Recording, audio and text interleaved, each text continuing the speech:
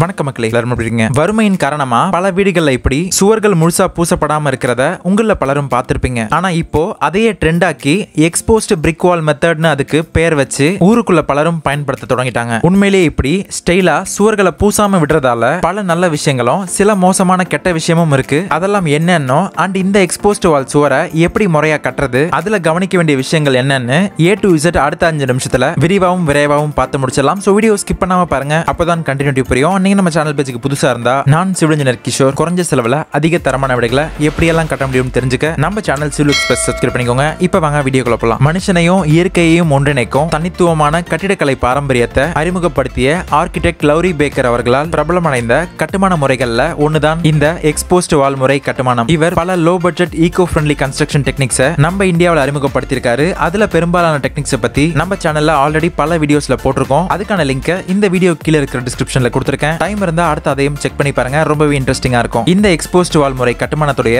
முக்கிய நோக்கம் சுவர்கள்ல சிமெண்ட் பூச்சி பண்ணாம விடுறதால கட்டுமானத்துறையில பெரிய அளவு இயற்கையை பாதிக்கும் சிமெண்ட்டுடைய பயன்படுத்துதலை முடிஞ்ச வரை குறைச்சு இயற்கையை காப்பாற்றவும், இயற்கையாவே சுவாசிக்கும் குணம் கொண்ட செம்மண்ணாலான செங்கலை பயன்படுத்தி வீட்டின் சுவர்களை கட்டி அந்த சுவர்களை பூசாம விடுறதன் மூலம் உங்க வீட்டை கோடை காலங்கள்ல குளிர்ச்சியாகவும் மழை காலங்கள்ல கதகதப்பாகவும் வச்சிருக்க முடியும். வழக்கமான சுவர்களை கட்டுற மாதிரியே தான் இந்த சுவரையும் கட்டணுமான்னு கேட்டா கண்டிப்பா இல்லைங்க. ரொம்பவே கான்சியஸா கூடுதல் அக்கறையோட அனுபவமான ஆட்களை கொண்டு ஒரு வரி கல்லெடுக்கும் போதும் 4 அடி நீளத்துக்கு இப்படி 15 mm ஸ்கொயர் டியூப் பைப்பை சுவருடைய 2 பக்கமும் கரெக்டா வச்சு அடுத்த வரி கல்லு வைக்கும் போது டியூபை மாத்தி மேலன்னு ஒரு கல்லையும் இன்னொரு ஒரு கல்லையும் ஒரே ஈவனா சம அளவுல பிரிச்சு ஒரு நாளைக்கு சுமார் அதிகப்படியா 5 அடி உயரம்னு கணக்கு வச்சு இந்த எக்ஸ்போஸ்ட் பிரிக் வால் சுவர்கள் கட்டப்படுது. கல்லுடைய வெர்டிகல் போர்ஷன் பக்கவாட்டுல கலவையை கழிக்க இப்படி சரியான தடிமனுக்கு சுரண்டி எடுத்து முழு சுவரையும் கட்டி முடிக்கணும். இந்த சுவர்கள்ல இருக்கிற கூடுதல் நல்ல விஷயம்னு பார்த்தா பார்க்க 100% ஆன்டிக்காவும் கலைநயத்தோட இருக்கிறதோட மண்ணுக்கும் மனுஷனுக்குமான தொடர்பு அதிகப்படுத்துறதுல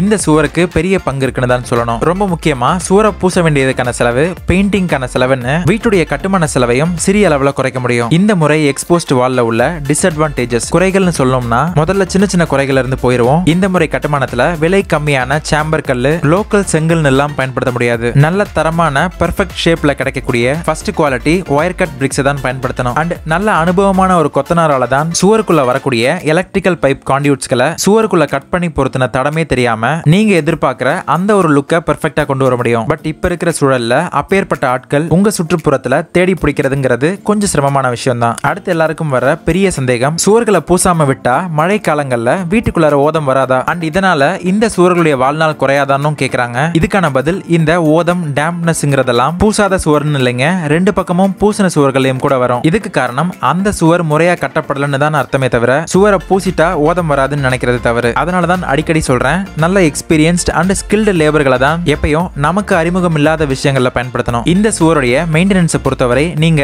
இந்த சுவரை ஹெல்த்தி லைஃப் ஸ்டைலுக்காகவும் இயற்கைக்காகவும் இல்லாம வெறும் இதனுடைய லுக்குக்காக மட்டும் தான் தேர்ந்தெடுக்கிறேன்னு சொன்னீங்கன்னா தயவு செஞ்சு எக்ஸ்போஸ்ட் பிரிக் வால் பக்கமே வந்துடாதீங்க. இந்த சுவர்களை இப்படி கூகுள்ல போட்டோஸ்ல பார்க்க நல்ல பிரகாசமா அழகா தான் இருக்கும். பட் நிஜத்துல இப்படிதாங்க அங்கங்க வெளுத்து போன மாதிரி இருக்கும். பின்ன எப்படி பல இடங்கள்ல அழகழகா கட்டியிருக்காங்களேன்னு கேக்குறீங்களா? அதெல்லாம் ஸ்டோன் கிளாடிங்னு சொல்லக்கூடிய நம்ம சராசரியா கட்டுற பூசப்பட்ட சுவர்களுக்கு மேல எக்ஸ்போஸ்ட் பிரிக் வால் மாதிரியே தோற்றத்தை கொண்டு வர டைல்ஸை ஒட்டுற மாதிரியே இந்த பாலிஷ்ட் கிளே டைல்ஸை ஒட்டி அதுக்கு மேல கெமிக்கல் சீலண்டையும் வெதர் ப்ரூஃப் பெயிண்டும் அடிச்சுக்குவாங்க. ஆக இங்க நீங்க தெரிஞ்சுக்க வேண்டியது, உண்மையிலேயே எக்ஸ்போஸ்ட் வால் பார்க்க மங்களா கொஞ்சம் டல் அடிக்கிற மாதிரி தான் இருக்கும். பட் 100% ஆரோக்கியமானது. அதுவே எனக்கு அப்பியரன்ஸ் லுக் தான் பிரியாரிட்டிங்கிறவங்க ரெகுலர் முறை கட்டுமானத்தை தேர்ந்தெடுத்து அதுக்கு மேல இப்படி ஸ்டோன் கிளாடிங் பண்ணிக்கோங்க.